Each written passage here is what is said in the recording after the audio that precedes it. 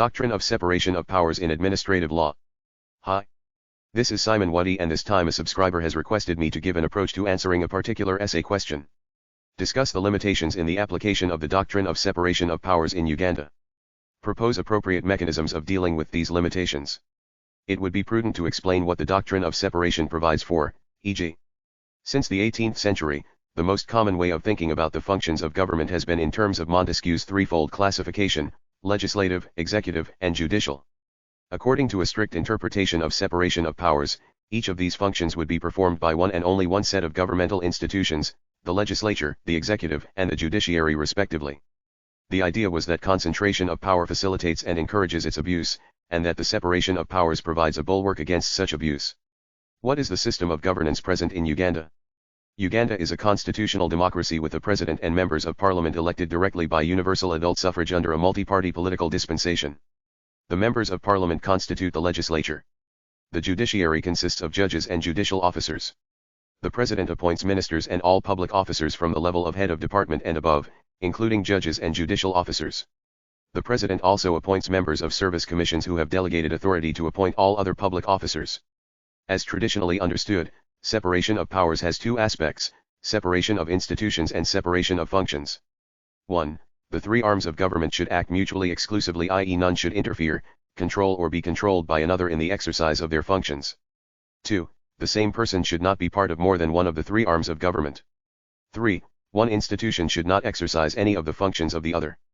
4. Each institution should act as a check and balance against excesses of the others to attain liberty. To what extent does the separation of powers exist in Uganda? 1. There is constitutional guarantee of independence of the judiciary.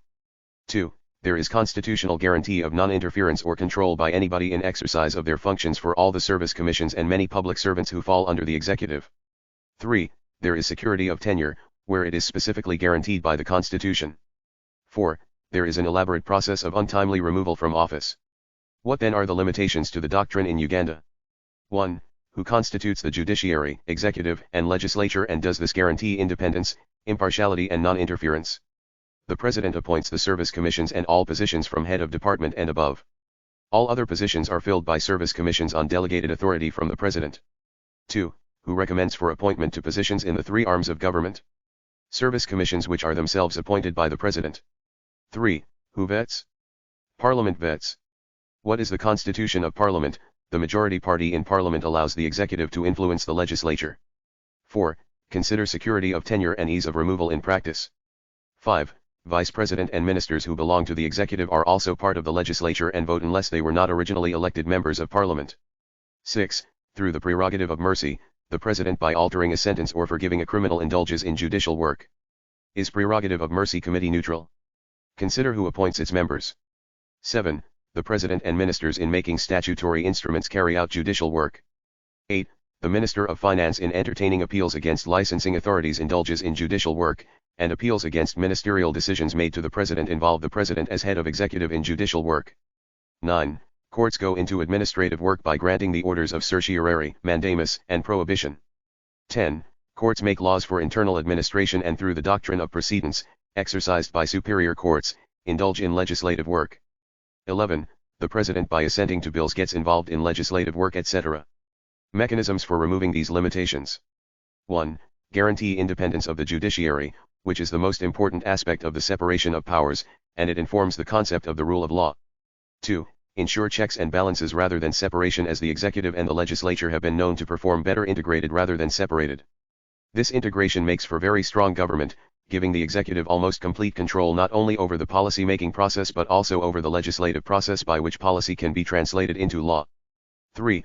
Provide for a constitutional review to include controls and separation of powers in the following functions to guarantee independence, impartiality, and non-interference. A. Who appoints? B. Who recommends for appointment? C. Who vets? 4. Review the constitution of parliament to eliminate the influence that the majority party allows the executive over the legislature. 5. Consider strengthening security of tenure. 6. Vice president and ministers should not vote in the legislature. 7.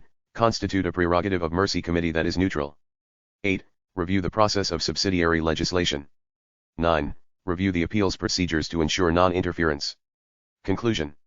The provisions for the application of the doctrine of separation of powers in Uganda were well intentioned, but the actual implementation has been greatly affected by the over-concentration of power to constitute and appoint office-bearer to the various institutions in the president, thereby obfuscating the intended benefit of independence, impartiality, and non-interference. Implementation of the proposed measures could strengthen the separation of powers, thereby better providing a bulwark against interference and abuse. If you like these tips, then smash the subscribe button, like, and share this video. Also leave a comment below. I'd love to hear from you. Suggest areas where you may need further tips.